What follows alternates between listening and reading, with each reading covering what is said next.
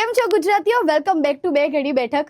તમને ખબર છે એક થોડીક એક એજ જાય ને બધાની, મતલબ ઓફકોર્સ આપણા ટીનેજર્સની, તો પછી આપણા ફેમિલીઝથી મમ્મી પપ્પા કહો, રિલેટિવ્સ કહો કે હવે લગ્ન કરી લે, કે તમે જવાબદારી આવી જાય ને એક્સેટ્રા એક્સેટ્રા. તો એવી જ રીતે લગ્નનો એક બહુ જ ફન કન્સેપ્ટ લઈને ગુજરાતી ઇન્ડસ્ટ્રી આવી રહી છે. બહુ જ બ્યુટીફુલ બટ ફની ફિલ્મ એટલે કે બિચારો બેચલર. તો એ મૂવીના મેઇન લીડ આપણી સાથે છે આજે, એટલે તુષાર સાધુ સર. વિડીયો લાસ્ટ સુધી જોજો, તમને બહુ મજા આવશે. કે એક સિમ્પલ ક્વેશ્ચનનો આન્સર તમને મળી જ જશે કે કઈ લાઈફ સારી, બેચલર્સની કે મેરિડની, because he is also married. તો કેમ છો પહેલા તો? બસ મજામાં. Okay. થેન્ક યુ મને ઇન્વાઇટ કરવા માટે. Thank you so much sir. પહેલો ક્વેશ્ચન મારો તમને એવો કે બિચારો બેચલર ઇઝ ધ ફિલ્મનું નામ, તો શું સાચે જ બેચલર્સ બિચારા હોય કે ઇટ્સ જસ્ટ બેચલર હેપી જ હોય, પણ આ જે એજ વાળો હોય ને એ બિચારો થઈ જાય કે ચારે બાજુથી પ્રેશર હોય કે એટલે મેરેજની 28-29 વર્ષની એજ થઈ જાય અને મેરેજ ના કર્યા હોય જેણે, એ લોકોને આજુબાજુમાં મા બાપ કે કાકા માસા માસી તો કે જ, પણ પછી ફ્રેન્ડ્સ પણ કહેવાનું ચાલુ કરે.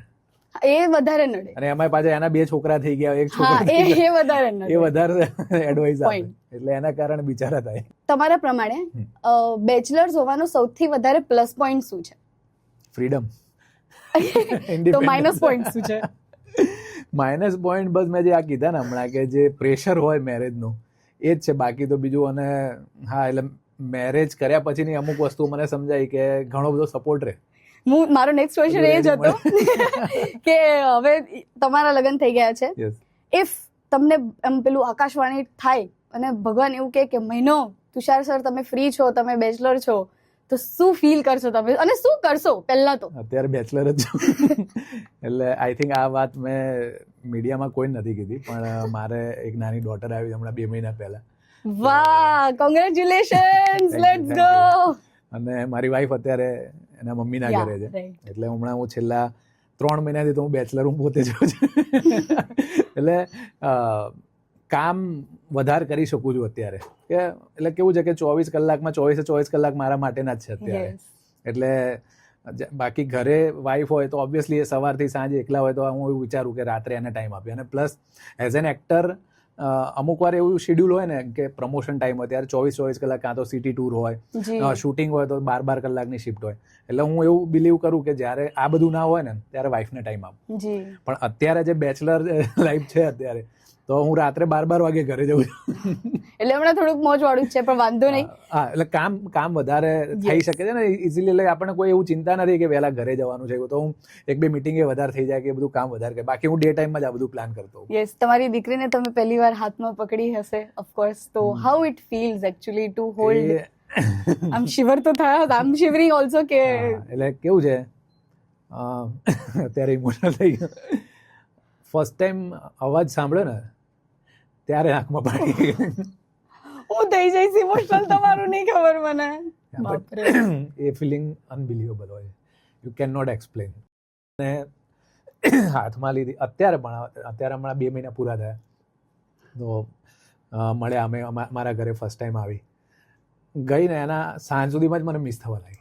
ઓહ, તમે મને હું એ જ કહેવાની છે કે તમે આમ ભલે તમે એટલું કહો છો કે બેચલર લાઈફ, પણ હંમેશા તમને શું કરતી હશે એવું થતું હશે હંમેશા. યાર હું સવાર પહેલા મારી વાઈફને કોઈ ફોટો મોકલે. Actually true.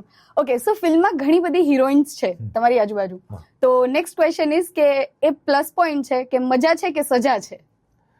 ના, એટલે આમાં કેવું છે કે આ સ્ટોરીની વાત કરું પર્ટિક્યુલર, તો આમાં એવું હતું કે પર્ટિક્યુલર થ્રુ આઉટ કોઈ હિરોઈન સ્ટાર્ટ ટુ એન્ડ સ્ટોરીમાં નથી. કે છોકરી શોધવાની એક જર્ની છે, તો એમાં કે સપોઝ કોઈ એક ડેસ્ટિનેશન પર ફર્સ્ટ ટાઈમ ગયા, ગાંધીનગર ગયા, પછી ત્યાંથી સુરત જાય છે કે મહેસાણા જાય છે, તો દરેક લોકેશન પર અલગ અલગ હિરોઈન આમાં એન્ટર થાય છે. કે સપોઝ અમે અહીંયાથી ગાંધીનગર જઈએ તો ત્યાં ખુશ્બુ ત્રિવેદી છે, એના પછી મહેસાણા જઈએ તો ક્રીના પાઠક છે, સુરત જઈએ તો ટ્વિંકલ પટેલ છે, મુંબઈ જઈએ તો માધવી પટેલ છે. તો એ રીતે અલગ અલગ હિરોઈન્સ છે આમાં. પણ આ બધી એટલી કોઓપરેટિવ હતી અને છે અત્યારે પણ they are supporting in promotion. અને during shoot they are very easy going. બહુ મજા આવે એમની સાથે કામ કરવાની. બહુ ક્રેઝી કોઈ ફિલ્મ મોમેન્ટ થયો હોય તમારા જોડે રિસેન્ટલી? ફિલ્મ નહીં, એમાં એટલે અમારી ફિલ્મમાં જે આ 9 હિરોઈન છે ને, તો અમારા સાઉન્ડ રેકોર્ડિસ્ટ છે રણજીત ફોલી કરીને, એનું ઇન્સ્ટા લાલોમાં પણ એમણે જે સિંગ સાઉન્ડ કર્યો છે, તો એ છે ને રોજ પૂછે વિપુલ, એને સ્ટોરી સાંભળી નથી, એટલે વિપુલ સરને રોજ પૂછે કે સર આમાં મેરેજ કોની સાથે થાય છે. એટલે આખી ડ્યુરિંગ ધ શૂટ અમારે એ જ પ્રોસેસ ચાલતી હતી. એ અને બીજા 2 જણા હતા કે જેમને ખબર જ નથી કે સ્ટોરી શું છે. અને ટેકનિકલ પર્સન છે જનરલી સ્ટોરી આખી સ્ક્રિપ્ટ વાંચે નહીં, એટલે એમને ખબર મેં કીધું તું જોતો રે શૂટમાં તને મળશે છેલ્લે કોની સાથે મેરેજ થાય છે. જે દિવસ એ સિક્વન્સ હતી ને એ સિક્વન્સના દિવસે હતો નહીં, એટલે અમે સર હજી ક્વેશ્ચનમાં છે કે લગન કોની સાથે છે, એટલે હજુ પૂછે કે કોની સાથે થયા છે, કોને મેં તું હવે મૂવી જોજે. એકચ્યુઅલી મૂવીને એક નાનકડું અગર કંઈક ફ્રેમ કરવું હોય તમારે કે what is in the movie, એટલે કેવું છે કે આજકાલનો સૌથી મોટો સળગતો પ્રશ્ન છે, અને આજકાલની જે જનરેશન છે કે ઝેન્ઝી લઈ લો કે અમારી જે પણ જનરેશન હતી કે જે 30 ક્રોસ કરી ચૂક્યા છે, તો પહેલાં એવું હતું કે 20-22 વર્ષ થાય ને તો મેરેજ કરી લેતા હતા બધા. પણ હવે એવું થયું છે કે 25 વર્ષ તો નથી જ કરવા, કરિયર સેટ કરવું છે, અને એમાં ને એમાં ખબર ના પડે ક્યાં ટાઈમ જતો રહે, 27-28 પહોંચી જઈએ, અને પછી ચારે બાજુ એટલે સૌથી પહેલું પ્રેશર મા બાપ ઉપર આવે કે તમારા છોકરાનું કર્યું, કોઈ મેરેજમાં જાય તો કે આપણે આનું વિચાર સેમ વિથ છોકરીઓ કે કોઈ જોડે ચાલતું નથી, આવું બધું ક્વેશ્ચન ચાલતા હોય, મેરેજમાં બધા ફ્રી હોય, એટલે મા બાપ પર પ્રેશર આવે, એ શિફ્ટ થાય છોકરા ઉપર, અને પછી છોકરી જોવાની શરૂઆત થાય. અને એમાંય પછી એ છોકરી જોવામાં સપોઝ ના મળી, છોકરાને જેવી જોઈએ, કાં તો છોકરીઓ સામેથી હા ના પાડતી હોય, તમારો બાયોડેટા અનુકૂળ નથી ને આવા બધા રિપ્લાય આવતા હોય, એટલે એમાં ને એમાં પાછું 29 થાય. જેમ જેમ ઉંમર વધતી જાય ને એમ પ્રેશર ભયંકર વધતું જાય. એટલે આ આઈ થિંક મને એવું લાગે this film will relate two every youngsters, દરેક મા બાપને રિલેટ કરશે. પ્લસ આ જે પ્રોસેસ છે ને જે છોકરી જોવાની કે છોકરી શોધવાની, એ સપોઝ કોઈ વ્યક્તિએ સીધા અરેન્જ મેરેજ કરી લીધા કાં તો લવ મેરેજ કરી, પણ એની સરાઉન્ડિંગમાં તો આ બધી વસ્તુઓ કરી જશે, અને આ બહુ જ ફન પ્રોસેસ છે. અને આની અંદર જે છોકરો છોકરી જે વાત કરતા હોય એ જનરલી કોઈએ ના જોઈ હોય, જે આ ફિલ્મમાં જોવા મળશે. એમાં મેં ટીઝરમાં જોયું હતું ઇફ ઓન હોસ્પિટલમાં મીટિંગ ગોઠવે છે. યસ, એ બહુ ઇન્ટરેસ્ટિંગ સીન છે, અમેઝિંગ સીન છે.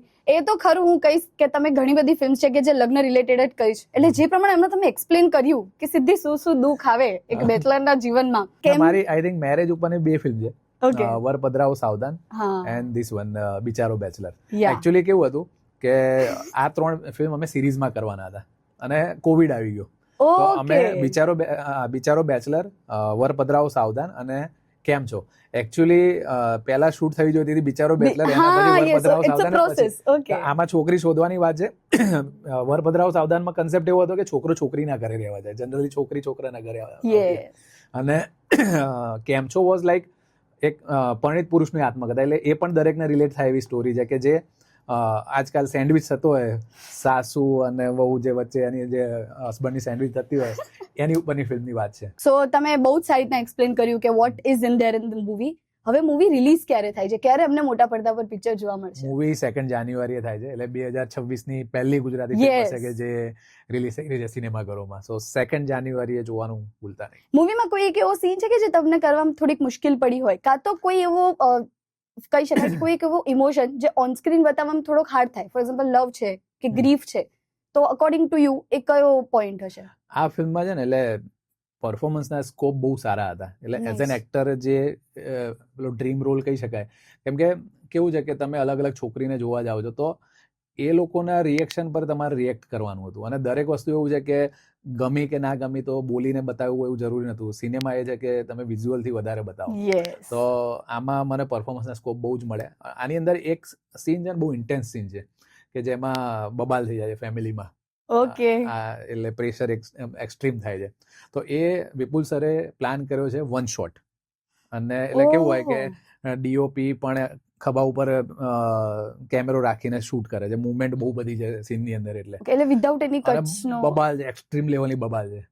એટલે એ સીન અમે શૂટ કર્યો ને, અને એ ટાઈમે કેવું હતું કે અમે આ ફિલ્મ શૂટ કરી છે મે એન્ડમાં સ્ટાર્ટ કર્યું, એટલે ગરમી ભયંકર હતી, અને અમે જે રૂમમાં શૂટ કર્યો એ રૂમનું એસી બગડેલું હતું, અને મેં જે ટી શર્ટ પહેરી હતી એ બેગી ટી શર્ટ હતી, અને જે વિન્ટરમાં પહેરાવી હતી ગરીબી મેં આટા ગીલા ટાઈપ, એટલે પણ બહુ મજા આવી એ સીન પરફોર્મ કરવાની.